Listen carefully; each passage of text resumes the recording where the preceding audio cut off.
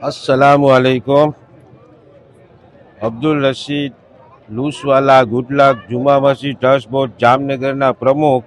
अल्हम्दुलिल्लाह આજે તારીખ 21/3/2026 શનિવારના રોજ ઈદ ઉલ ફિત્રનો ઉજવણી કરવામાં આવી, જે જુમા મસ્જિદ ટ્રસ્ટ બોર્ડ સંચાલિત મોટી ઈદગાહ ત્યાં અલ્હમ્દુલિલ્લાહ આજે ઈદ ઉલ ફિત્રની નમાઝ અદા થઈ।